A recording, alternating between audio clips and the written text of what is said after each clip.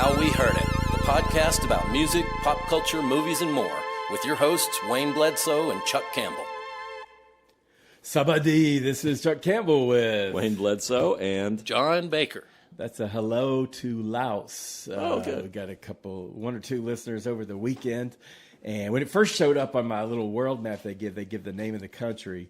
And it was like a bunch of words. I thought, oh, this is another country I've never heard of. And I could see from the dot on the map that it was over by Vietnam and Cambodia and everything. It says the Lao People's Democratic Republic. So that's cool. Laos. But anyway, welcome aboard, Laos. I hope we can make people from Laos happy. This is episode 101 of How We Heard It. And 6-7 weeks ago, we did an episode on songs about rain. right. And when we were doing that, somehow during that, we were talking about the moon, and we talked about maybe we could do one about the moon. So we're in May here, and we're wrapping up May with the second full moon of the month. So Which is called a blue moon. It's called the blue moon, yep. And this is the only month in 2026 where we'll have two full moons. So it's like, well, let's talk about moons now. And I found an interesting thing, which isn't surprising if you think about it. But are we okay? Yeah. Okay. I got some wide-eyed look there. Because moons are very symbolic in many of similar ways as rain. It can mean a couple of different things. It can mean romance. It can mean isolation. You know, it can be foreboding. It can be calming. It can mean secrecy. It can mean revelation. And I found that the moon itself just comes up all the time. Yeah. I mean, I would look for like a favorite artist. I say, have they done any songs with the word moon or something in it? 3 or 4 songs for just about everybody. It's like people talk about it all the time. Yeah. So that's interesting. I think I could have done a whole show on just songs about blue moons. But go ahead. Yeah, I'm sure. It was a signature of a lot of classic crooner songs, and it was a signature of classic rock. I'm only going back to the 70s. I figure you'll be going back sooner than that. I'm going back maybe way, the 1870s or Well, something like that. Okay, Chuck, I got to start off. Okay. You know, the oldest known song, the oldest song on record is about the moon goddess. The moon goddess. Yes. Okay. It was found in Syria on a Okay. clay tablet. Okay. And they finally figured out how to decipher it so that they could play it and have the lyrics to it. And it's about, asking the moon goddess for fertility. It's 3,400 years old. Wow. The oldest known song. Well, Is the about most the important moon. question is, did it have a good beat and was it easy to dance to? Oh, I listened to it because I looked it up, and it's just really pretty. It's just kind of simple and pretty. And It's not a club banger. No, not a club banger. All right. But there's like controversy over it. Is this correct? Is this the way it actually would have sounded? And a woman who had interpreted like, okay, this means to make this note 3 times or 4 times because it had numerical stuff. Okay. And somebody else said, nope, that's how long you're supposed to hold that note. So you have different versions of it out there. Okay. But the oldest song, Remixes. yeah, all the remixes. Well, I'm going to grab one right off the bat because I know all 3 of us have it, and that's "There's a Moon in the Sky Called the Moon" by Right, the B-52s. The reason is that opening line is one of my favorite opening lines of any song. just so Not goofy. It's just Fred Schneider goes, "There's a moon in the sky. It's called the moon." moon." And it's great. And the song is very much about the moon and the solar system. He's got the callback with the planets between Fred and then Cindy and Kate calling. They go for planets starting with the sun, and tracing back from that. They mention Andromeda. They mention there's just no atmosphere tonight, and just all kinds of Van Allen belt. So it's just a real fun. So I'm stealing that. That's from '79. And isn't that something you always wondered about? It's like, okay, all the other moons, every other planet's moons have names. Yeah, Ours is just called the moon. exactly. So that's what's so funny. I know. Sometimes it's called Luna. Yeah. But Well, that that's just in means another moon. language too, right? Yeah, that just means moon. Tomato. It's not like it's Io or something like that, Europa. It's Well, just maybe in Saturninian language, that just means moon. Exactly. okay. There you go. Well, while I'm in Georgia, I'm going to do one more and then turn it back over. This is one that might surprise you all, but I love this song. It's the Atlanta band Starbuck, and that's Moonlight Feels Right. You really like that song? I love that song. It's got a marimba solo in it. does. I mean, that's awesome. And I love that, what's his name? Bruce Blackman, the lead vocalist. I mean, he's just like, he's wanting to get some, right? And he's just got this sly little laugh in it. He's got all this southern imagery in it because, they were an Atlanta band. And he's got the, what is it? It's kind of a smoke rock. It's kind of a yacht rock. Yeah, smooth. And it's just... I don't know. He goes, I'll play the radio on Southern stations because Southern bells are hell at night. And I don't know. It's just fun. I love his vocal pitch and I love the melody. And he just kind of weaves around. And I think it's great. And it's got some kind of synthesizer. I don't know what that is. But that little diddly-deet, that's in there. I don't know. It's and probably again, a the marimba solo. That was from 76, so that was on the radio. And I guess you had some remnants of classic rock battling it out with disco. And here's this really... wonderful little adult contemporary song that I just think is cool. Totally it's his voice. Surprised me. Huh? You've totally surprised I know. I me. thought that would because it has all the elements of being something I wouldn't like, but I just liked it. His voice won me over. So there you go. That's interesting. Well, I go back a little bit further, Chuck. 74. And I'll get these out of the way quick. Okay. Because all right. I know how you are. Every time I bring up something really old, you roll your eyes. Everybody knows By the Light of the Silvery Moon. You know that. Yeah. Well, that was written in 1909. First version I have is not 4,000 years old. But. No, it's not 4,000 years. It's Ada Jones, premiered it in 1910, written the year before. There's I see the moon, the nursery rhyme, I see the moon, and the moon sees me, and the moon sees the one that I long to see. You know that song? Nope. Well, that's interesting. It's a popular thing. Anyway, that comes from at least 1784. Okay. Great, on their greatest hits album. Yeah. Shine on Harvest Moon, 1909. Wow. And... I went back 50 years. I thought that was pretty impressive. And here you are over 100 years ago. Oh, yeah. Well, shoot that serious song, yeah. But there's also a song that I didn't know until, 20 years ago I heard it. When the Moon Shines on the Moonshine by Burt Williams from 1920. And it's about the moon shining on you while you get your moonshine and make your moonshine.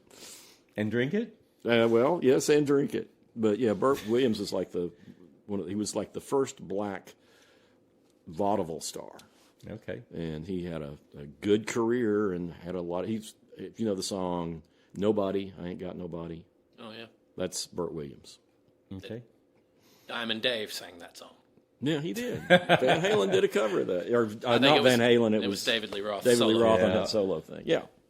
So anyway, and then I got Billie Holiday. I mean, she could have done 3 albums of moon songs. They all run together. All the crooners, I think they all covered every song that had anything to do with the moon. And it just seems like there must have been thousands back then. It's incredible. And I did read up on it a little bit because I started going back and trying to get some of the history on some of the songs that I know. But Tin Pan Alley, they, right at the turn of the century, tons of songs about the moon. You had sheet music, that's how you figured sales back then is from the sheet music, people playing them in their parlors, and it was there was just limitless songs about the moon. I think there are more moon songs than rain songs, actually. Oh, yeah. And there's so many rain songs. Yeah. So. But with Billie Holiday, she had The Moon Looks Down and Laughs, What a Little Moonlight Can Do, Moonlight in Vermont, which is a beautiful song, and I Wished on the Moon, and What a Little Moonlight Can Do, and then Blue Moon. Okay. Which Blue Moon, where was that? Blue Moon, the original of that was from 1934. Most of us know it from the doo-wop song. Blue moon, blue moon, you saw me standing alone. But that's the Capris in 1961. But Elvis recorded it in 56, I think. But then turned it into Blue Moon of Kentucky. Well, no, that's Bill Monroe. Well, I know, but he starts the song by singing the Blue Moon song, and then all of a sudden it hypes up and plays the Bill Monroe song. That's what Elvis did. Yeah, but you've got, all these different versions. It was premiered by Ted Fiorito in 1934. But then there was all these different versions that it just keeps on coming back up. It's a classic. Yeah, and it shows up in movies and TV shows all the time. But anyway, but that was the Blue Moon stuff. And then when Elvis did 3 Blue Moon songs. When My Blue Moon Turns Gold Again was another one. And then Is that a big one? What? I've never heard that one before. Oh yeah, it was like they're all from the 50s. When my blue moon turns gold again, and it's like it's I nice forgot song. you were practicing Elvis as a kid. Yes, I was. You got your experience doing this Elvis stuff. And then my favorite Blue Moon song is sung by Nancy Griffith. Pat Alger and Eugene Levine wrote it, but it's Once in a Very Blue Moon. Okay, Really Nancy pretty song. Griffith. Wow. Yeah, so that's from the 1980s. Yeah. Okay. Beautiful song. Well, I'll go back before that again then. Okay. I'll go back to 72, and this one might be a little bit of a surprise, but Nick Drake's Pink Moon. I love that Just song. wrote that down. Yeah. Well, he's talking about blue moons. I'm like, well, let's do color moons. And what it's, kind of ponderous and both heavy. I think Nick Drake should have been, he would have been great in the 90s, I mean, I think he would have been He was great perfect. in the 70s. I think he would have been, had even more fertile environment in the 90s. And I think wasn't it in the 90s that Pink Moon got used in a Volkswagen commercial and it just revived his whole catalog? I guess so. pretty The sure that's 90s or early 2000s. It's about in that era for sure. But I mean, a whole generation of people that, including myself, had never heard Yeah. Nick Drake until Yeah. that commercial, Yeah, me and then either. I was like, Yeah. "Hey, who's Nick Drake?" yeah. Yeah. And I love Nick Drake. But it's very ponderous, and kind of casual and heavy at the same time as he was. And it really struck me how it was very much a predecessor to Black Eyed Dog to me, because it has similar pitch and everything. It's 2 years before Black Eyed Dog, which is his last song before he died. Right. He suffered from depression, and it's a very Probably sad story. agoraphobia. Yeah, and for he, sure. he died in his 20s, right? I Yeah. mean, he was a young man. But I hear Pink Moon, and I'm just thinking that Black Eyed Dog's going to show up. So anyway, kind of a downer, but It's a great song though. I don't think ponderous is the right word for that song to me. His music in general, it is eerie at times, but to me it feels light on its feet well, that's why I say it feels kind of casual. I mean, it just hits me kind of as both. because he sort of sings in It a whisper. seems almost conversational, like he just sat down and started singing instead of talking. There's no big production, kind of thing Yeah. going with it. Well, and apparently at the end of his life, when they would book a recording session, Joe Boyd would just have to call him and say, "Oh, we're going to record Saturday." Yeah. And they didn't know when he would show up or if he would show up. But when he did, they had to just mic him up and get going because he wouldn't say anything to anyone. He'd just sit Right. down and start playing. And if he didn't capture it, he'd It kind of leave. sounds that way, Yeah. It doesn't sound like there's no big swinging orchestra or anything backing Well, him some up. of the earlier stuff has some good orchestration on it. Brighter, 5 Leaves Later or 5 Leaves Left. and Brighter Later both have really good, really nice orchestration on them. Well, my favorite actually is wasn't released until way after he died. Name just went out of my head, but it's got Time of No Reply. Oh, yeah. It's beautifully orchestrated and sounds. It's very simple and very, very pretty. Simple's a good word. Yeah, but I don't really find. Uncomplicated. I mean, Black Dog sounds depressing, but with Pink Moon, to me, it's just one of those things where it's so easy and so pretty, and it just makes me feel calm and kind of thankful, really. I guess I just knew too much of his backstory Yeah. before I even heard the song. So Yeah. when you hear the song after knowing what torture his life was, then it just sounds different, Made to Love Magic. Yeah, Made to Love Magic. I love that. It was released in 2004. Yeah, But it's got Black Eyed Dog and Time of No Reply. yeah, Made to Love, and that's a really pretty song too. I got more 70s. Okay. Well, if you're, I didn't. Okay, I'll keep go going. with the 70s. You go back, and I'll find another 70 for you. Okay. Go ahead. Go ahead, John. I've got the 70s, and I can't believe nobody's even said it yet. First thing popped in my head when you said songs about the moon, Dark Side of the Moon from 1973. This Pink Floyd's I figured y'all are biggest- doing these Brad Moon Rising, and all that kind of. But also the from the biggies. 70s, how about Van Morrison Moondance? Yeah, Yeah. Moondance is great. That's such a great record. 1970, and it's funny. Astro Weeks had come out before that and critically acclaimed, but nobody bought it. And then Moondance came out, and it was just a little bit more easy on the ears and Accessible. yeah, accessible is the right word. And it's like, And Into the Mystic remains one of my most favorite songs. Into the That bass line is just, it's been used. I've used it a million Yeah. times. but man, Moondance, you can put that on. It's like everybody just starts kind of tapping along. It's just such a lovable song. Well, in that same era, there's Dancing in the Moonlight, That is, King Harvest. I remember the song. I didn't know the artist. Well, what's interesting about that is King Harvest, they were like an Ithaca, New York band, and then they broke up, and the members like slowly moved to Paris, and they got this other guy that was living in Paris, and he had that song with his band Buffalo or something, and then they decided to cover it. And it initially flopped over there. Then they started playing it over here, and it became a huge hit. But I never knew it was a cover. But it was a cover by one of the guys in the band had written it for another band. Well, if you wrote it, you can cover it. You're not really covering it. Yeah, I know, I mean, but you're just playing it. yeah. But it's interesting because that band is like it's the only French American band that I know of. They had French members and American members. And they hit while they were in France. Huh. That's interesting. I love that song. I got a Teenage Kate Bush you're going to hate. And I had to do Kate Bush just because. Of course you did. Witchy Woman. Of course, Moon's going to come up in all kinds of her songs. But one of my favorites is from 78. L'Amour Looks Something Like You. And it's Kate and her little crazy mind and imagining, or maybe not imagining, but having a one-night stand with somebody or being in love with somebody. Mm-hmm. And maybe he's real and maybe he's not. But it's very lovely, and she recorded it again later with a deeper voice, and I think you would like that version. Oh, okay. You won't like the teenage version that she hit with. Right. But then she's got I like the line, I'm hanging on the old goose moon. You look like an angel sleeping it off at a station. Were you only passing through? I'm dying for you just to touch me. And it's just like really a teenager, and just like in her head. It kind of reminds me of The Man with the Child in His Eyes. This is for the people out there, you know what I'm talking about. And then I'm going to know, everybody knows The Police. And I actually listened to this again. I hadn't heard Walking on the Moon in a while, and I don't like it now. I love it. There's just something. It's one of my favorite Police songs.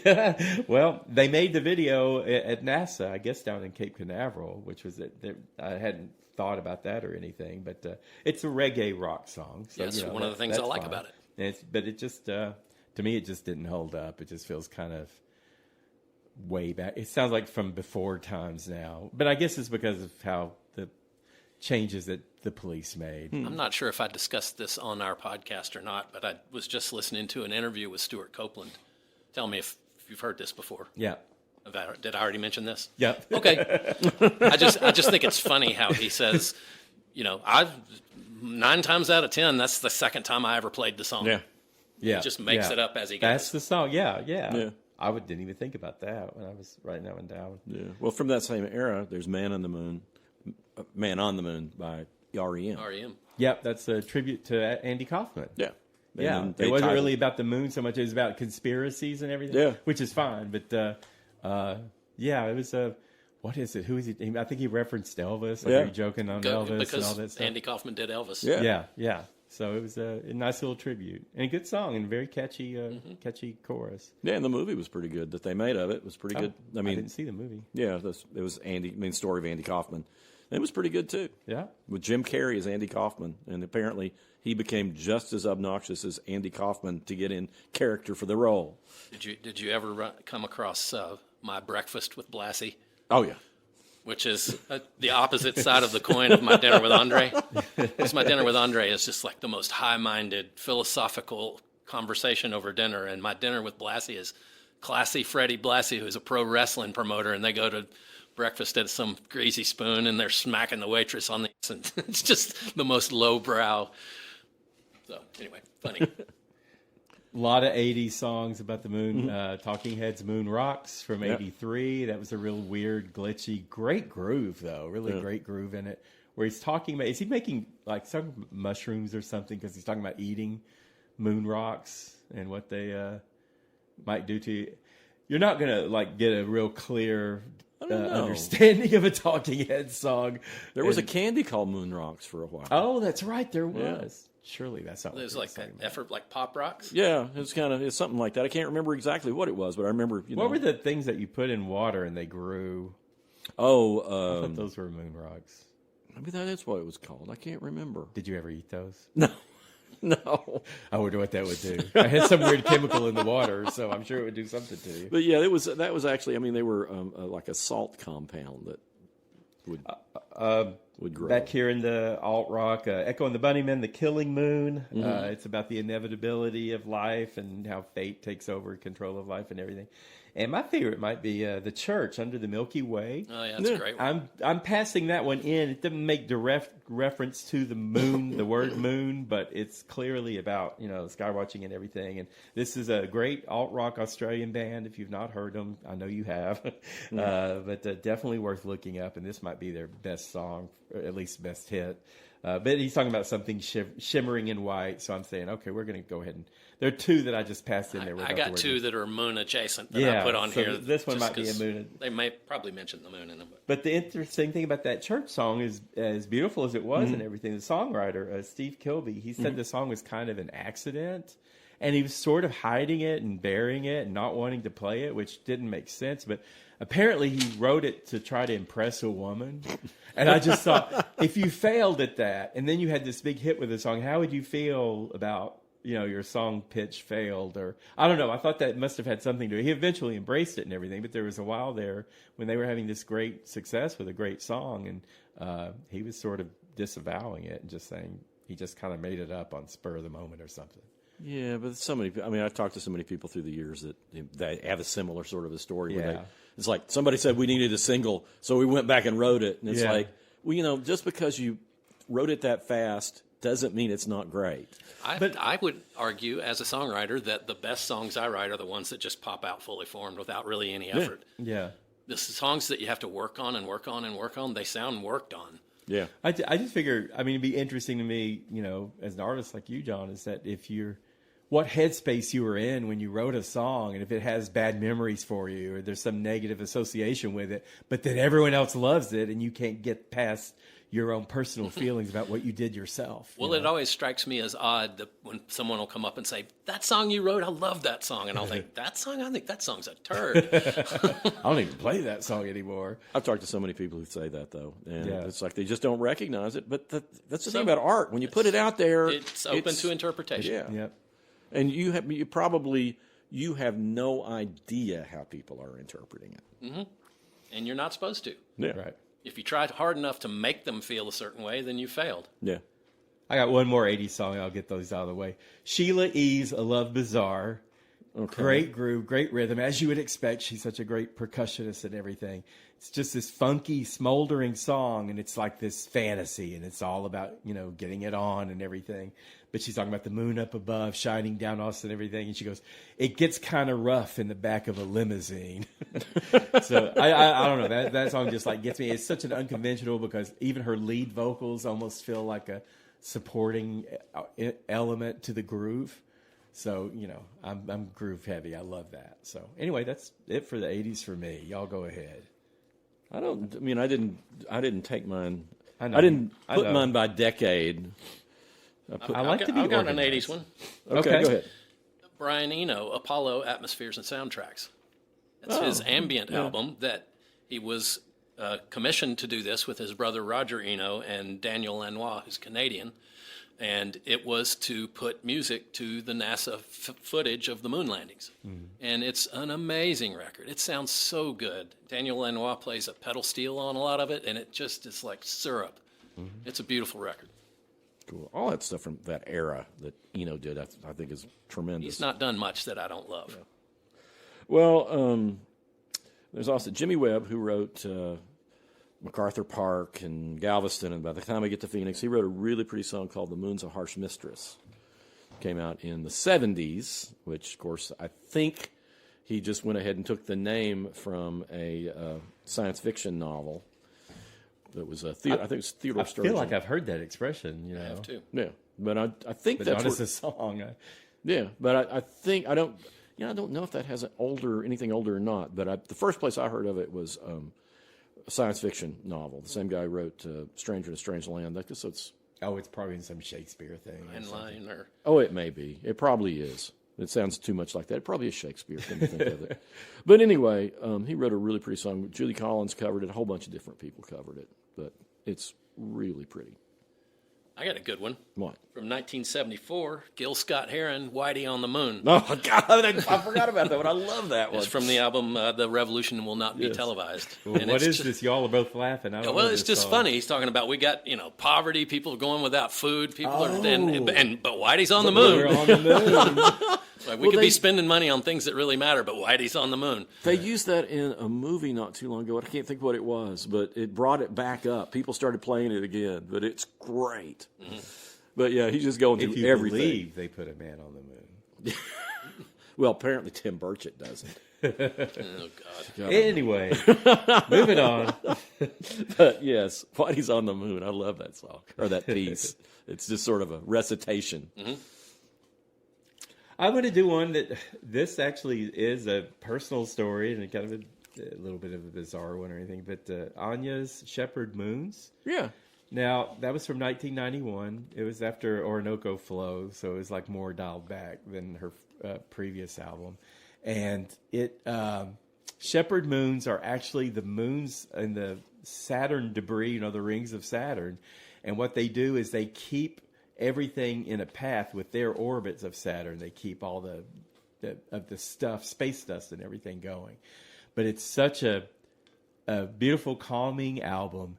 And my German Shepherd, Banshee, she used to listen with me when I would review albums. And there were a lot of, she didn't like hard stuff, or, like the really aggressive stuff. And she would lay by in the den, she would lie down by the sliding doors. And in between tracks, like if some song just, chimes out, she would just go, she'd do these big sighs in between the tracks. And I would put this album on, and she loved this album. And this is kind of personal, but, she got older and older, and she was still doing okay, and the vet didn't see anything wrong with her, but she was a German Shepherd, and she was old. And the day before, I'd taken her out, and she was even chased a squirrel. But on this day, the next day, it was a Sunday, and she just kind of came up to me and gave me this look and went down to her bed near these sliding doors that I was talking about. And I put that album on, and she just let go. Wow. And it was just like this bizarre, and she just kind of, it's like she came and summons me. We got down on the floor with her. We were just petting her. And I just felt like I knew this was going to happen, even though she was up moving around and everything. And, and she just was at the point she wanted to let go. And so she let go to this album, and I can't listen to it now. Wow. So. Well, but, it's so funny the effect that music has on animals. Yeah. We know what effect it has on us. Yeah. But they hear it too. They do, and sometimes it just does something. Yeah. They just really, really like it. So it's great that there was something that she felt that release to that. It's like we were just kind of like in motion of just doing something we knew we would do someday, and we hadn't really thought about without even thinking. This is just, she came and got me, and I don't know. It was really moving. It was really moving. So, well, I want to bring up just probably my very favorite Moon song is written by somebody who is a local singer-songwriter, Kevin Abernathy, which I've local in Knoxville. in Knoxville, and I've mentioned him many, many times before. But he has a song called "Notice the Moon," which is. And when I put it on, he's a really hotshot electric guitar player. So you always notice the guitar first. But he sent it to me, and I started listening to it, and I got to this song, and the lyrics absolutely just knocked me out because it's about a meth head who's had a car wreck or a truck wreck, and he's laying in the middle of the highway, bleeding to death, and looking up at the moon and the stars, and it's this verse is. Mama listens to the police scanner. She likes it better than the TV. It probably won't surprise her when she hears it's me. Out here by the river, truck flipped upside down. Crystal pumping out my blood. Crystal pumping out my blood back against the ground. I've noticed the moon. I've noticed the stars. I see the famous mountains in my backyard. Ain't nobody talking except two whippoorwills. It's been so long since I've been this still. It's like, wow. I mean, it's You remembered a lot of lyrics there. oh, man, well, it's one of my favorite songs, so I've kind of got it memorized, but it's like. Sorry, had a little technical glitch, but we're back. But anyway, I just think the lyrics are so good. And he's also got a great line in there that's called, that he says, even on the good days, I was into something bad. On his album Family, what's the name of it? Anyway, he's got a song about beach music. Yeah. And there's Take a Drive Down the Strip. It's a drag. Yeah. So that's a great lyric. Oh, he can turn a phrase like. You know him as a hotshot guitarist, but he's an unbelievable songwriter. Yeah, and that's on 2 albums. That one's on Rock and Roll Fiasco is the electric version, which is the first time I heard it, and he's got an acoustic version on Some Stories. And it's funny because I was out someplace, some show out of town with him, and this band that opened had said, they were talking about, man, we heard that song. And it was all over for him. It was just like, that was just great. They just, huge fans after that. How about, from 1977, television, Marquee Moon? Oh, yeah. At television, Tom Verlaine and Richard Lloyd, two really, really great guitar players. I know you're not going to be into this, but Marquee Moon is just, they build this twin guitar solo up that just builds and builds and builds and builds, and it finally releases into this sort of diaphanous cloud, and then it starts back up. The song starts back up again, and it's an amazing piece of guitar work and songwriting. Television. Yeah, that was a great band, great debut album. Mm-hmm. Pretty incredible. My friend Ray, I've talked about him often. He was helping me out with some of this and pitching songs, and he pitched television. I thought, nope, I won't have to bring that one up. I actually didn't put it on because I knew how much John loves that. I knew one of you would. Tom Verlaine just had a huge influence on my guitar style, the way he plays. It's the opposite. I mean, every guitar player that I ever kind of studied kind of based their stuff on the blues, and Tom Verlaine just does not play blues scale at all. And that was, when I discovered television, that was really refreshing to think, you don't have to play the pentatonic blues scale. You can play whatever you want. Well, I want to bring up, and this goes way back. Oh, boy. Oh, come on. You like this. I know you like it. Moon River.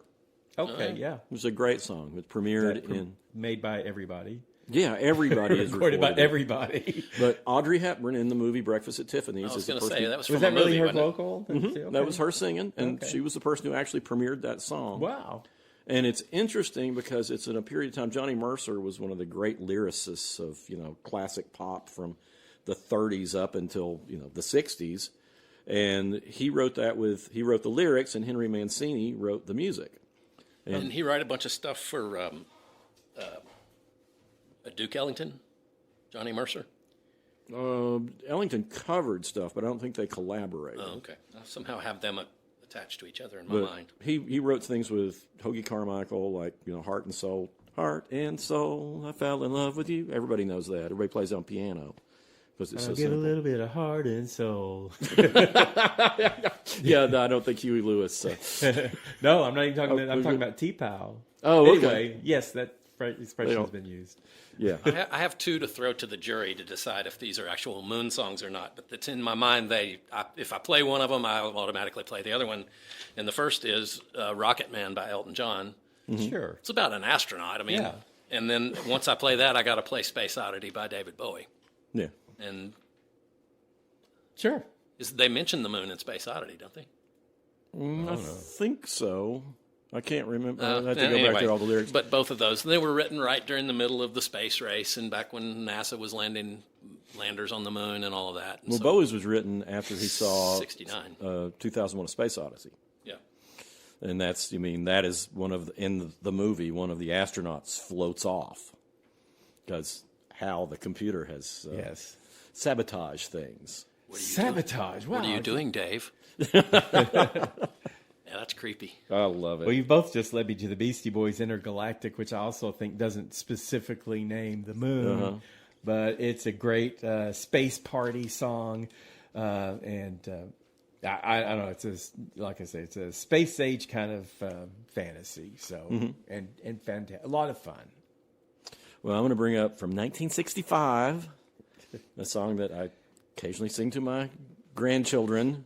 "Everyone's Gone to the Moon" by Jonathan King, which is this great kind of free association song. It's right.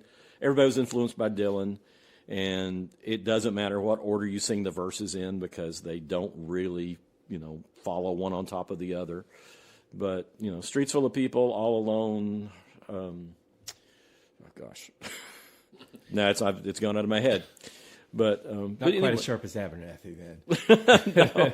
But it's But you sing it. yeah. Well, Okay. I sing it, but yeah. But I We're on can't the right spot. now. We're on the spot. You just kind of la through the parts you can't remember. Well, That's no, what I it's do. "Hearts Full of Motors Painted Green," "Mouths Full of Chocolate Covered Cream," "Sun Coming Out in the Middle of June," "Everyone's Gone to the Moon." That's the thing, is you can fit it all together however you want because it really doesn't make sense. Right. But it's really, really pretty. And of course, I try to forget that Jonathan King turned out to be a pervert later on. Oh, I don't forget stuff like that. Well, I love that song so much, and he was such a creep. He was the creep at the time, apparently, but I guess it was always there. I got some different uses of Moon. Okay. One is a song by Belly from 1993. It's my favorite Belly song. It's called "Low Red Moon." And it's very grungy, and it's very passionate. And Tanya Donnelly's going back and forth between these real soft verses and everything, and then it's just hard driving guitar, blowout chorus, and you're not sure where it's coming from, but it's this intensity of new love, and it's like obsession, and it's like a great feeling and a terrifying feeling, and there's like fear and anger and all this stuff, and the chorus is just "Low red moon, how can you sleep like a baby?" And she's like talking to this man that she's just crazy in love with or just falling in love with, but like her emotions are just banging all over the place, and he's sleeping like a baby, and how can he do this in the middle of it? It's a real curious song because of how across the board she is with it. And then Dead Can't Dance, I've brought them up before. They didn't sing in English. Well, Lisa Gerrard didn't sing in English. Brendan Perry, he did. Those were the two lead vocalists. They both sing lead on this song called "The Snake in the Moon." And it's very sensual. It's like a world music, kind of a world music, dance music. It's all, organic instrumentation, so it's not electronic or anything. And they both have these really just awesome personalities back and forth. And it just sounds like something's about to happen between them. It's a great world music song. And then Janet Jackson, "Together Again." This was in 1997, and she recorded this to all of her friends and loved ones that she had lost to AIDS. And in 1997, it was still like this, ravaging pandemic and everything. But she puts a real upbeat spin on it. She didn't want it to just be like a sad, gloomy type song. So it's a real upbeat dance song. And she goes, "I know you're there smiling back at me, and dancing in the moonlight. I know you're free." It's a real uplifting song, one of her better songs. It's cool. Well, I'm gonna say something really recent, Chuck. Okay. Aruj Aftab, who we've seen at Big Ears many times, and she's a Pakistani singer. Okay. She had a song called "The Vulture Prince," or the album called "The Vulture Prince," and on that is this song, and I think it's based on a Rumi poem. Okay. It's, "Last night, my beloved was like the moon, so beautiful," and it's just, she hardly sings anything else in it. She repeats that over and Yeah. over, but it's like hypnotic and meditative, Okay. and absolutely beautiful. I like hypnotic and meditative. Yeah, you would like her a lot. You need to check her out sometime. Since you turned me on to Olivia Rodrigo, and now I'm getting Olivia Rodrigo All stuff. right. What's this been on my gal's feeds. name? Aruj Aftab. Okay, A-R, AROOJ. and then AFTAB. A what? AFTAB. FTA. Aruj Aftab. It is very haunting music. Yeah, and it's just beautiful. And I mean, the long pieces, you're just like, it's very hypnotic. Okay. How about from 2000, and I mentioned this album, I guess when we were talking about the 90s, even though it's 2000. And it's the Apples in Stereo, "Discovery of a World Inside the Moon." And it's just a great pop record. one great chimey pop song after another. Apples in Stereo, you definitely should check them out if you like a good, well-written guitar pop song. Yeah, and very kind of Beatle-y. Yeah. Yeah. I got PJ Harvey, 1998. Now, this is PJ Harvey. This is from her Is This Desire album, which is my favorite PJ Harvey album. And the song, The Sky Lit Up, and it's got this kind of frenetic, kind of intense energy in it. And it just feels like you're over caffeinated or something more than that. Caffeine is kind of as far as I go. But anyway, it's like over caffeinated, one of those Panera drinks or something. But and she's talking about seeing the trees crossing the moon, and it's both dreamy and uneasy at the same time, like this whole album is, and it's all about kind of reconciling your emotions and everything. A great album, and Sky Lit Up. And then I'll go on to this century. Erykah Badu, Orange Moon, from 2000. Go Big Orange, right? I don't think her Orange Moon had anything to do with the Tennessee Volunteers, but we can always imagine that. But anyway, she says that she's reflecting the light of the moon, and it's just a very fetching, jazzy kind of song, very pretty, Orange Moon. And I guess I should go on to Amy Mann, Lost in Space. Lost in Space from 2002. Now, she does have a moon line in this, and this album is arguably about addiction or, alcoholism or something like that. And she's talking about being in a state where she can't genuinely connect with anybody, and she's kind of lost herself, So it's sort of a theme in the album. But she has this line about being a bubble drifting into a place where planets shift and the moon's erased. I'm pretending to care when I'm not even there. Huh. So kind of disquieting observation about herself, which she does often. Yep. She's good at that. And she does it well, and it sounds She writes awesome. a lot of waltzes. Yeah. I like waltzes. Melancholy waltzes. Yeah. But I love her to death. Yeah, me too. Well, I think I mentioned the Backsliders a few weeks ago, band from Raleigh, North Carolina. Their album and the title track is one of their albums. It's Throwing Rocks at the Moon. It's a great song about a guy who has a crush on a woman that does a little prostitution here and there, even though it's not said as much. But it's just a hobby. He's got a great line about upstairs, there's a razor gliding on glass, which, of course, is, they're taking a hit of Coke. And upstairs, a stranger's hands on her ass. Upstairs, there's a door being closed in the dark. And he's talking about how, meanwhile, I'm out in my front yard throwing rocks at the moon. Huh. Well. But, yeah, it's a great... Douglas or Robinson. I think Chip Robinson. Chip Robinson is lead singer-songwriter. Great songs that he's put out. I keep hearing Chris Robinson. That's from the Black Crowes. Right. That's why I keep convinced. You had me doubting it, and I didn't even know what we were doubting, but I was doubting it with you. Yes. Chip Robinson. Okay. But, yeah, Backsliders were a great band. I don't think they've recorded anything in a long time, but... We've mentioned this a couple of weeks ago, but Los Lobos, 1992, Kiko and the Lavender Moon. Love that one. That whole album is really, really great. I think it's a landmark album. It reminds me a lot of Paul Simon Graceland in that it just covers so many different styles. Yeah. And David Hidalgo is just one of the great singers in rock and roll. Great guitar player, too. Yeah. And Louis Perez, the drummer, I think he wrote most of the lyrics. Oh, he did? Yeah. I did not know that. Yeah, he quit touring with them pretty early on, but he's still a member of the band, I think, and wrote all that stuff. But that song, Kiko and the Lavender Moon, it's got a lot of accordion on it, and it really gets you, like, you feel like it's a chimp or an ape or something looking up at the moon.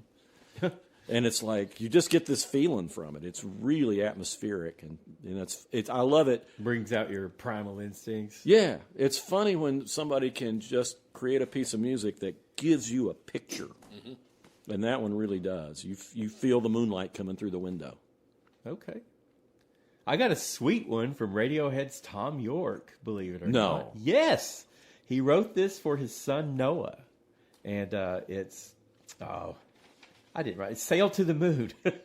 And it's actually a classy song, and it's talking about dropped from the moonbeams and sailed as shooting stars. A very pretty, affectionate song from Tom York, the creep from Radiohead. A creep. And Queens of the Stone Age had an interesting one too, called "This Lullaby," and Mark Lanigan actually sings lead vocals on this one, and it's a tribute to people that have either disappeared or have died or something, and he's talking about it's been so long since the moon has gone, and of course we lost Mark Lanigan during the pandemic, COVID pandemic. But Did he die of COVID? Yeah, I think so. Yeah, I didn't know that. There's quite a few musicians. We got Schlesinger. Adam Schlesinger. I Schlesinger. think when he Fountains of died, Wayne and- maybe they didn't say what his cause of death was at first, but then they said he had COVID and he had really bad COVID, so COVID related, COVID adjacent maybe. John Prine. Killed I'm John remembering Prine, too. correctly. Oh, yeah. I saw John Prine's last concert, Huh. New Year's Eve. Wow. Well, I can't believe nobody said Neil Young, Harvest Moon. it's on my list. I figured you'd bring it up, though. You That's a know good I one. wouldn't have said that. I knew you wouldn't have. Well, Tom Waits, of course, has Grapefruit Moon off his first album, Closing Time, which is a great one. Is that the one where he has the lyric about the new moon left its teeth marks all over the inky black sky? Or No, something like that's that? Every time I see a crescent moon, it reminds me of that line. what is the name of that? I can't remember what song that's from. But he also has one called Drunk on the Moon, too, which is off his next album, Heart of a Saturday Night. But he's, of course you would expect Tom Waits to write lots of songs about the moon because he's just like one of those old Tin Pan Alley sort of writers, at least back then he was. Yeah. But yeah, and wrote, tons of standards and classics. Looking back, Mark Lanigan, the former Screaming Trees and Queens of the Stone Age vocalist, died at age 57 on February 22nd, 2022, at his home in Killarney, Ireland. While an official cause was not publicly released by his family, his death followed a severe battle with COVID-19 in 2021 that left him with long-term health issues, including kidney disease and temporary hearing loss. Wow. So just wanted to clarify. I wasn't just dreaming it up or something. Too bad. Well, also, okay, here's one from the 60s. Okay. let's go Roger back. Miller, The Moon is High and So Am I. One of my favorite song titles, and that's the best lyric in it too. But it's great. He's just making up. That's the thing with Roger Miller. He was really good at just like putting together kind of nonsense, fun stuff. Dang Me and King of the Road and everything. But The Moon is High. King of the Road. Yeah, Moon is High and So Am I. I love that line. Is that a lot of people cover that one, or Not really. really? I mean, I've said it many times. You've officially covered it now. But it's a great song. It didn't get the coverage that some of his other songs did. Okay.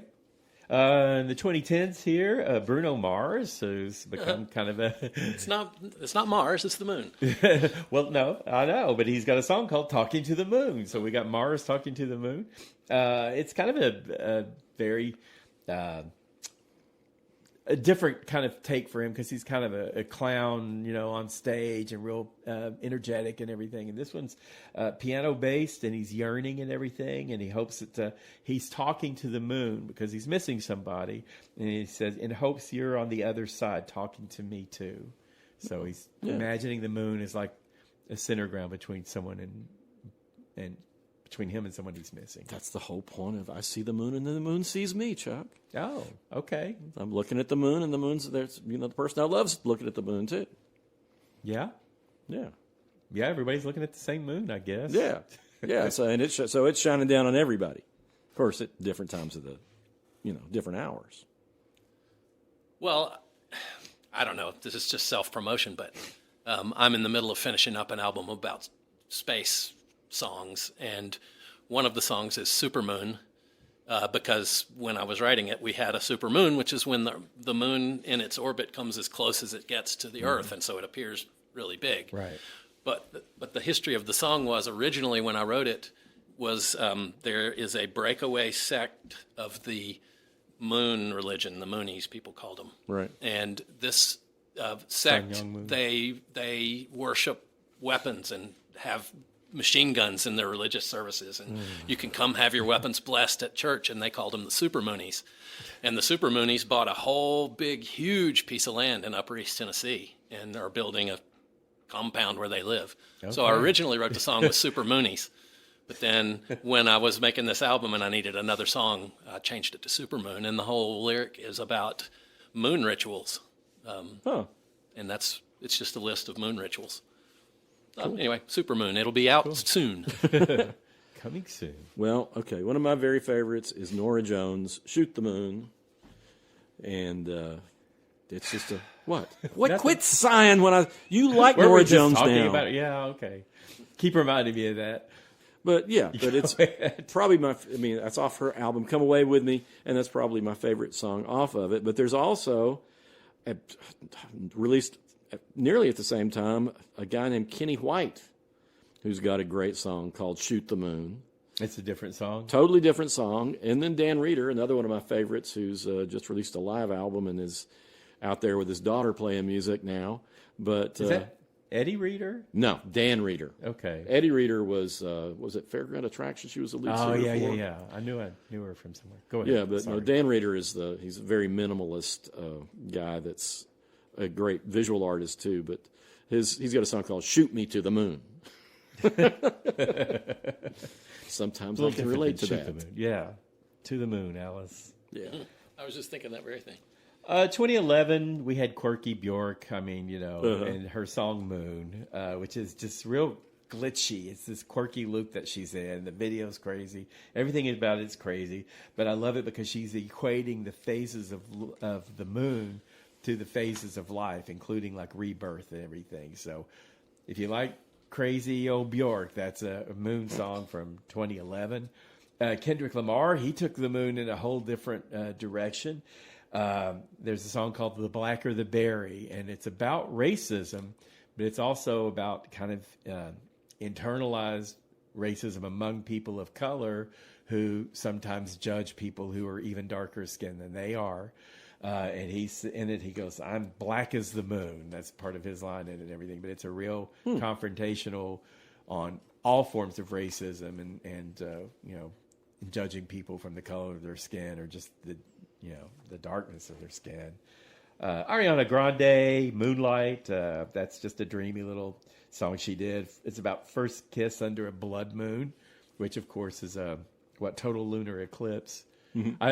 It's so weird to call it a blood moon, but that's what they call it. So, Well, but it turns red. It turns, but because of the way the light goes around. See, I know I've written these stories and I've seen these stories about blood moons and about super moons. You'll say, "Oh, it's going to be the super moon." You'll see like this giant moon next to Big Ben or the Eiffel Tower or something. It's like, it's not going to look that big, people. That's tricky cameras.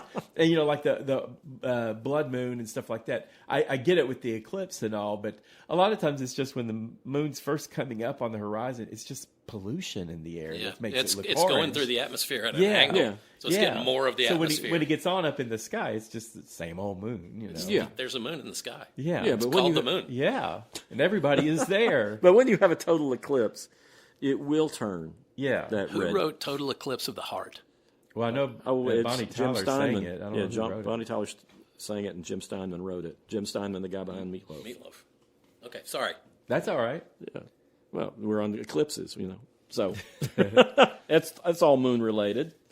There's a fellow named Dirk Hamilton who's actually from Texas. I always thought he was British. He's got this weird accent, but he's got this great song called "Billboard on the Moon," which is kind of about how commercialized everything is, and eventually they're just going to put a billboard on the moon. Inevitably, yes.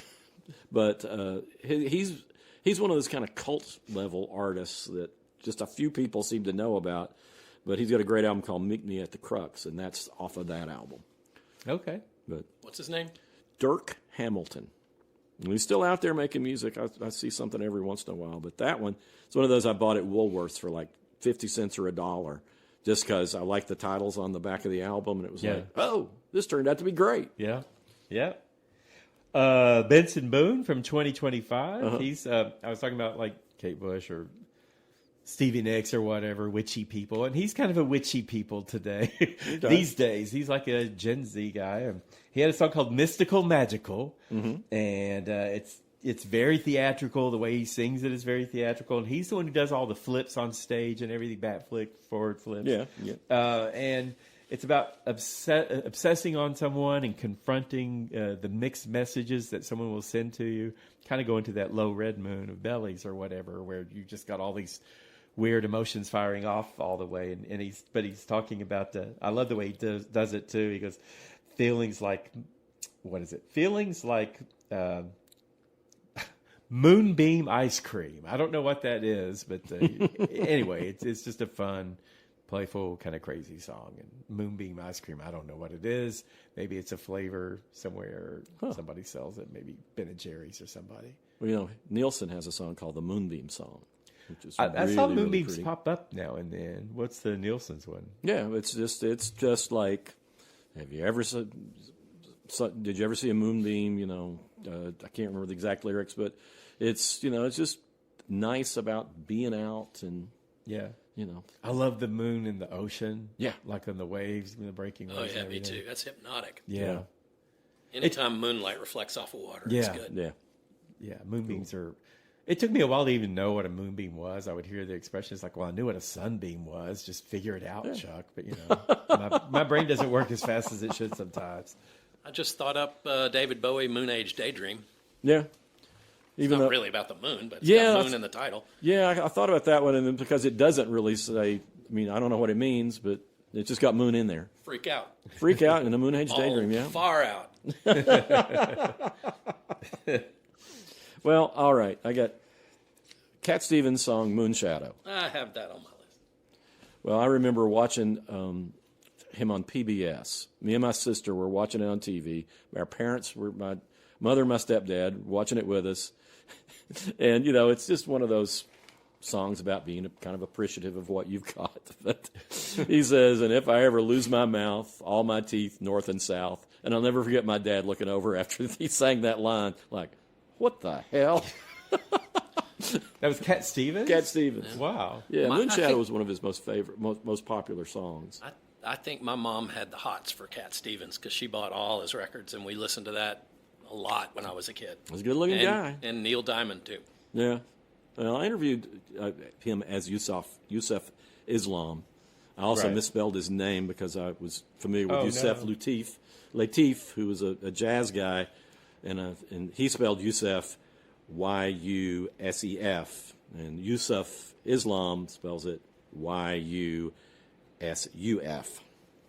So anyway. Oh, okay. I see. So- Curly, dark hair and a beard. Yeah, he was. But he's an interesting guy because he was a pop singer. You'd love the song "I Love My Dog" Yeah. By Cat Stevens. by Cat Stevens, and he wrote the first cut as the deepest, which all sorts of people covered. Yeah. And, I didn't know he wrote that. yeah, he wrote that, and he also wrote "Here Comes My Baby," which was a hit for the Tremolos and then some other people too. Okay. But yeah, he was a pop singer, and then he got tuberculosis or something. He was in a hospital for a while, and then he kind of came back as the leader kind of the folk revival in the 70s, the singer-songwriters. Yeah. A lot of great but he singer-songwriters. wrote kind of concept records, too, because, there's one of his albums called Numbers, and it's just Yeah. all kind of about math. But it's a story. That one has a whole story with it. But, yeah, that was kind of his last, Buddha and the Chocolate Box, I guess, was, no, Numbers came after Buddha and Chocolate Box. But anyway, he became, he embraced Islam and stopped making secular music for a long, long time. I'm done. You're done? I'm done. I got no more Moon songs. All right. Well, let me run through just a few quick ones. "Rudy Toot Toot for the Moon" by Greg Brown, which I first heard on a Michael Johnson album, is really sweet little song and kind of nonsense put together. Great stuff. "Winter Moon" by Hoagie Carmichael. I don't know if I mentioned that one when I was. You mentioned Hoagie Carmichael. Okay. Well, And he now, also- now I'm hungry.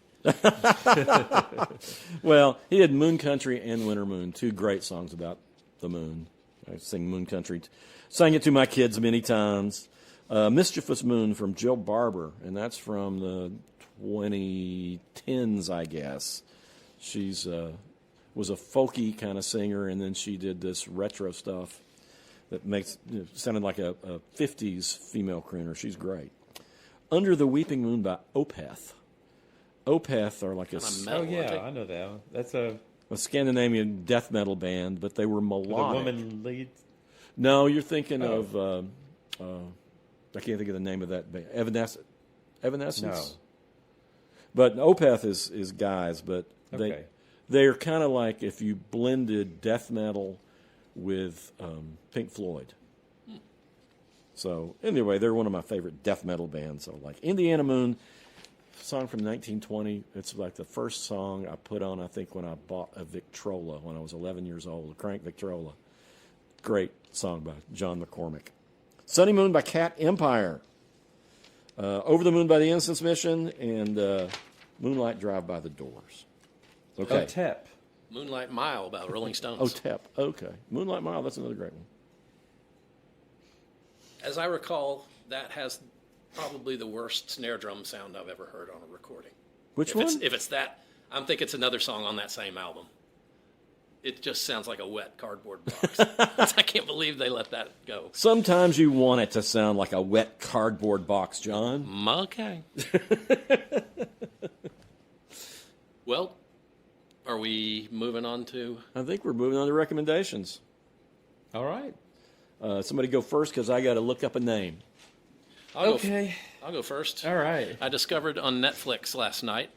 It's a movie it's a musical documentary called Going Varsity in Mariachi.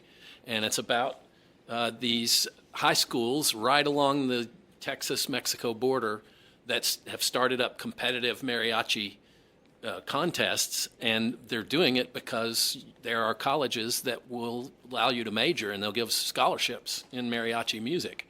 And so these kids, they're poor, they don't have anything, but they see this as an avenue of escaping their poverty and getting out there and making something out of themselves. And you get to know some of these kids, and it's really moving. It's really a fun, uplifting Was movie. it like based in California or Texas? Texas. Right along the Texas-Mexico border. Oh, okay. And it's basically 3 different high schools and their programs, but one of them, it gets most of the attention. But it's like they get this guy in to play guitarron, which is the bass, Right. the big acoustic bass, and he's never done it before. He goes, I've had this instrument for like 3 weeks, but that's the heartbeat of mariachi Yeah. is that bass line, and so Yeah. he's just under the gun, and they're like, we've got state in 3 months, you got to get this right, and they're just like dialed in. They dance. They have moves that they make, and they dress impeccably in their outfits, and they do salutes and all together, and they practice the salutes and all that kind of stuff. It's really just wonderful performance art. What's the name of it again? It's called Going Varsity in Mariachi. And where can you see it? It's on Netflix. Okay.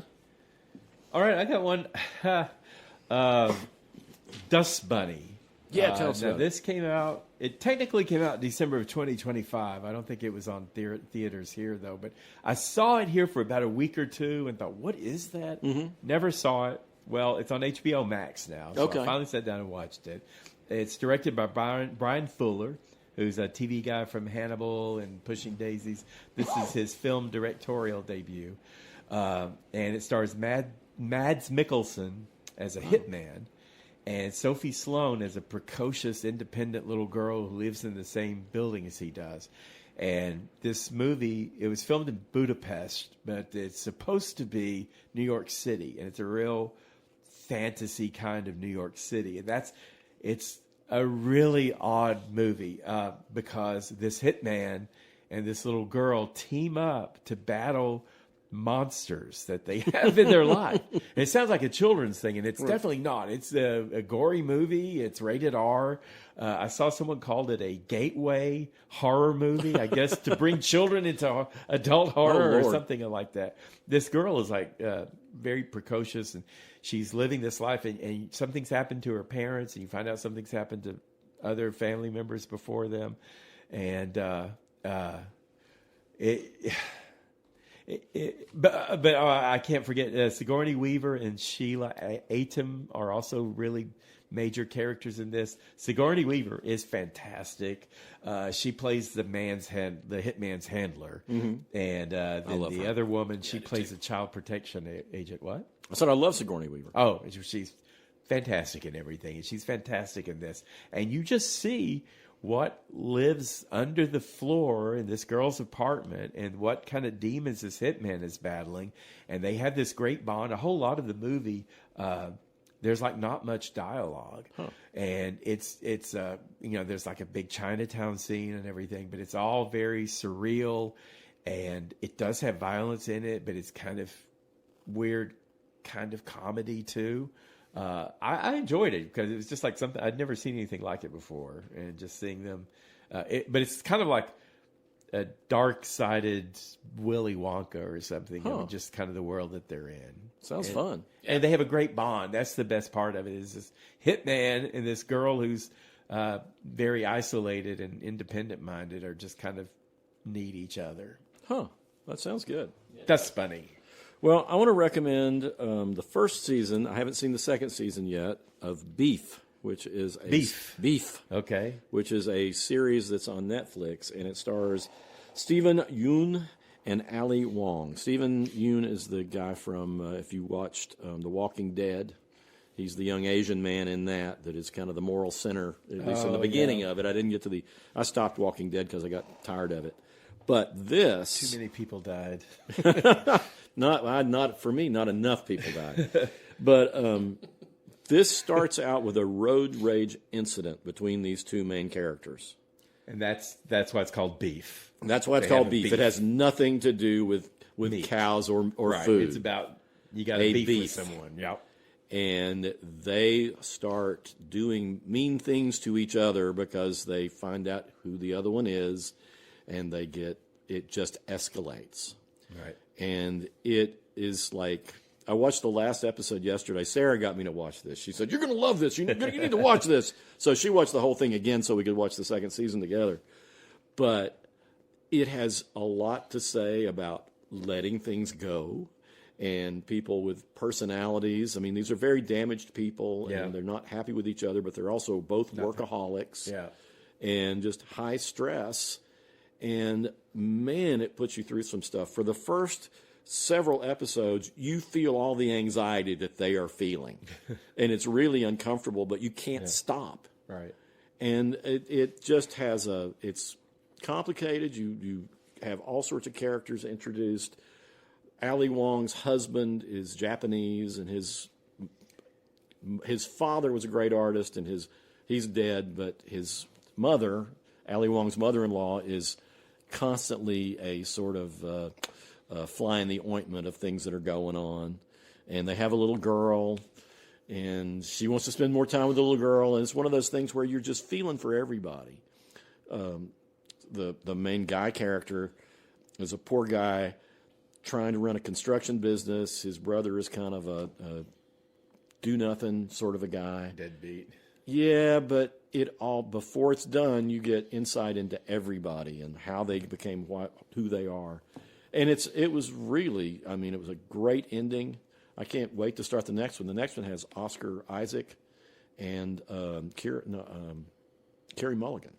Oh, so it's going to be a whole new Beef? Whole new Beef. Okay. Yeah, you couldn't, but the way this one ended, it would have been hard to have done any more. Keep that on. How many seasons of it are there? This is just the second one that started just a couple of weeks ago. Is the first season different characters than the second season? Yeah, that's every season is a different story. Apparently. I think it reminded me of Fargo, both in tone, because people doing stupid things, and you're just going, please don't do this, but it's what stupid people... It got a lot of acclaim when it first came out, the first season. Yeah, it first came out in 2023. Yeah. I thought it was a couple of years ago. Yeah. So, okay. But, yeah, I watched it, and I am totally a fan. If you liked Fargo, the series, and complicated series that are limited... Good storytelling. Yeah, it's great. Now, Ali Wong is, man...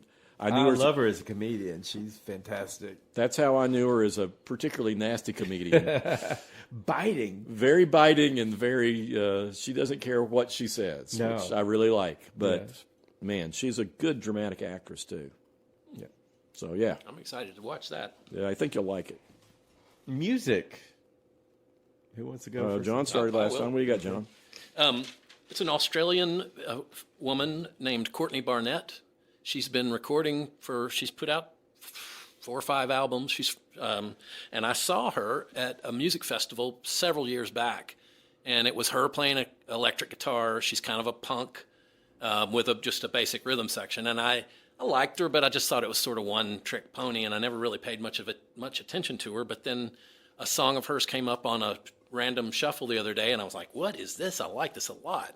And it was from her newest record called Creature of Habit that came out in 2025.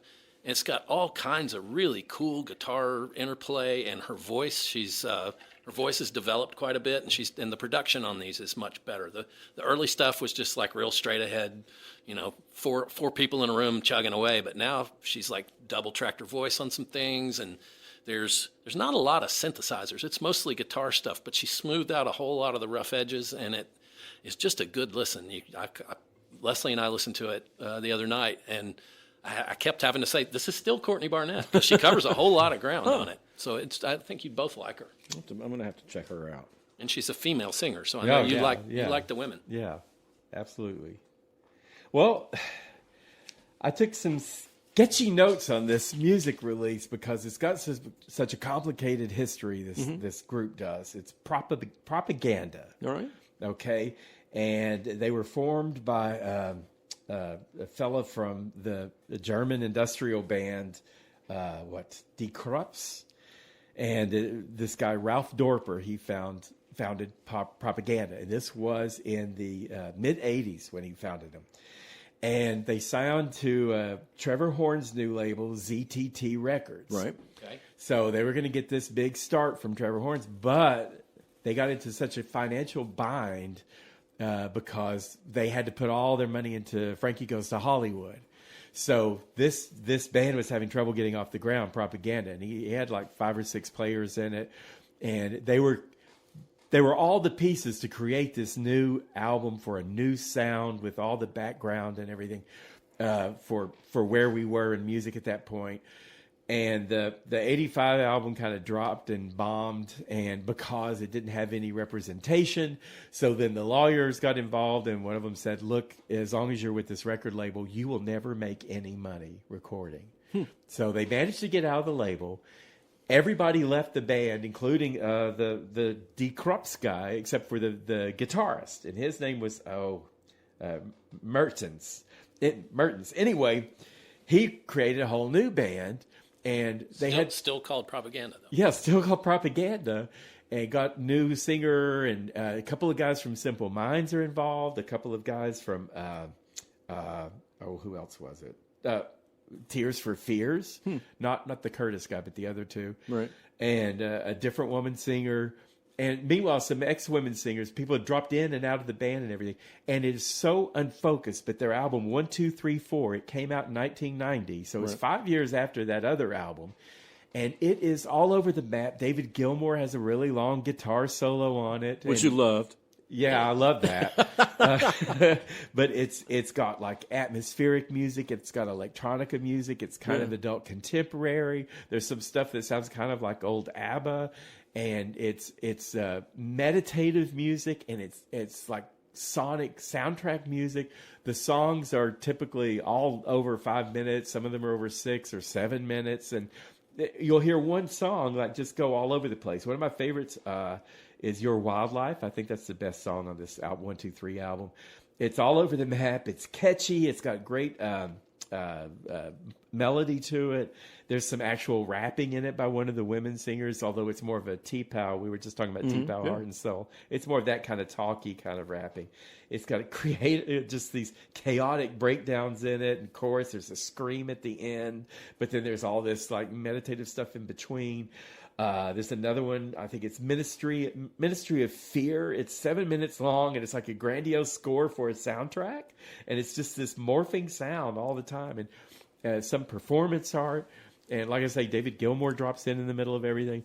It's kind of like they were trying everything that had been working for the last 10 years and just stitching it all together in these real self-indulgent, but there's like some really fascinating, great stuff that comes from it, but there's also some just like some of it was just tedious for me. What's the name of the album you're talking about? The name of the album is 1, 2, 3, 4 by Propaganda. It's their second album. It's a whole new, and the women of the group left, and they formed a band called propaganda.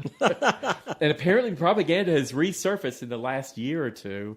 And I don't know what they sound like now. Probably everything still. And the interesting thing was they were trying to, they had the label problems, and that derails so many acts anyway. It's not even the band's fault. They were firing original founders because of artistic differences. You hear artistic differences the whole time on these albums, but I still found a lot to like in 1, 2, 3, 4.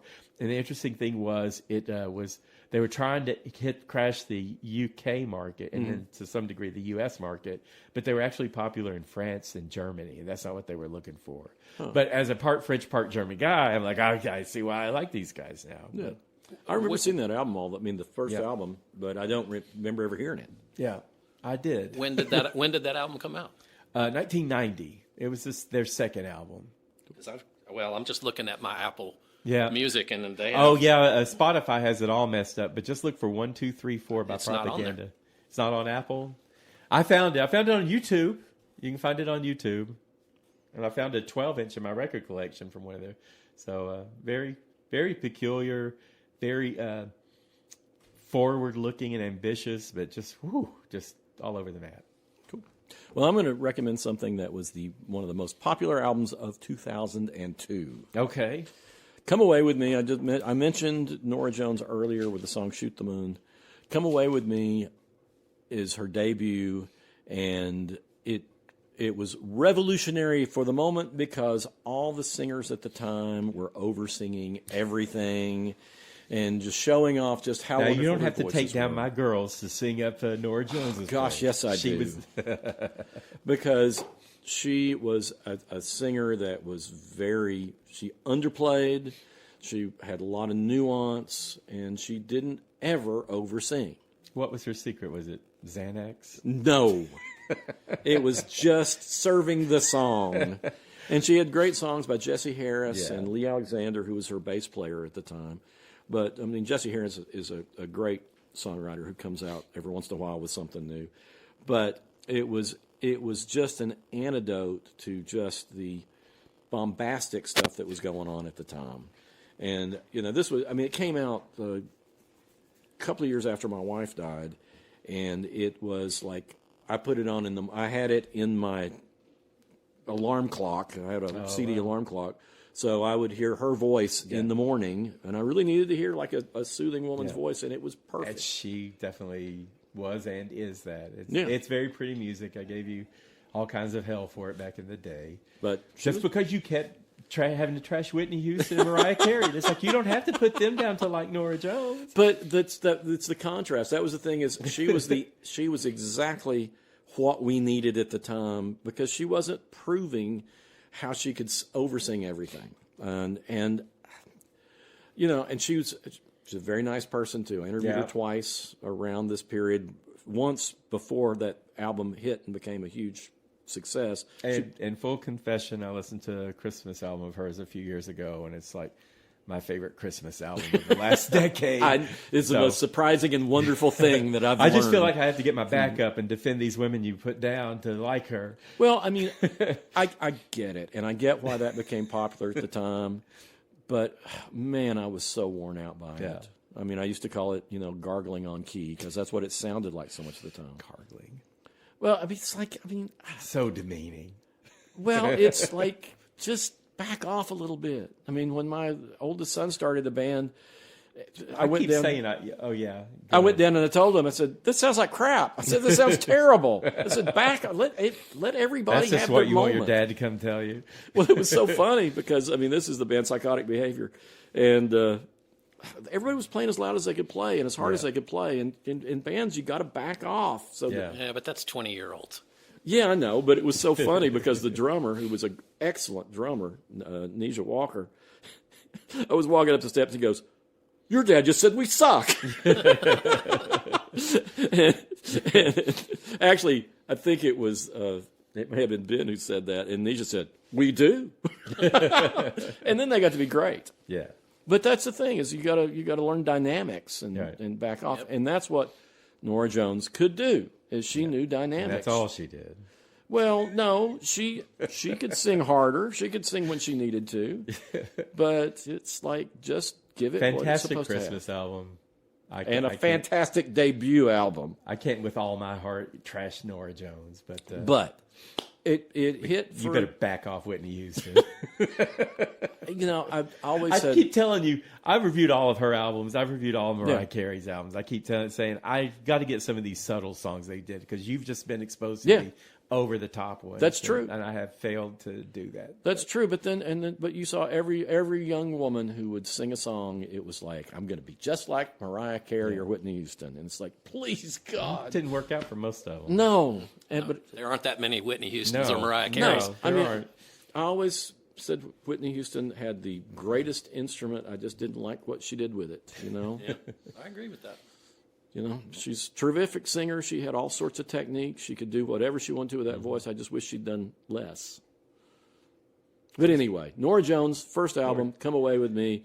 It was one of the top-selling albums of 2002 for a good reason, as we needed it so badly. And it was pretty, regardless of any other artists out there putting out anything else. Just let it go. Her album I can't let it go. I had years of this. Him calling her Snora Jones. And now you've been doing this for years. Yeah. I know. Okay, everybody. We will come up with another topic for you next week. You can find us on social media, on YouTube, Facebook, Instagram, X, and TikTok. Thank you for joining us. And if you have any feedback or suggested topics, you can write to us at howweheardit@gmail.com. Hello to all our Laotian fans. Hello to all of our Laotian fans, our Vietnamese fans, our Cambodian fans, our Thai fans. Madagascar, Norfolk Island, you name it. Wow. All of you. All right. Thank you. We'll talk to you again.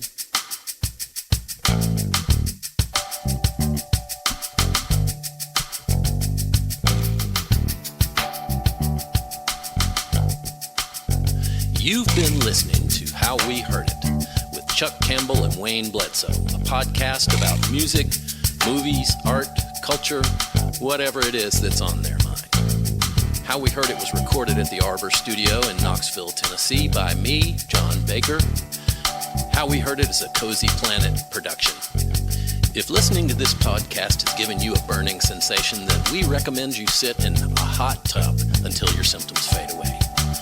If you'd like to reach out to Chuck or Wayne or even me, you can send an email to howweheardit@gmail.com. So thank you for listening, and come on back and we'll have another episode for you next week.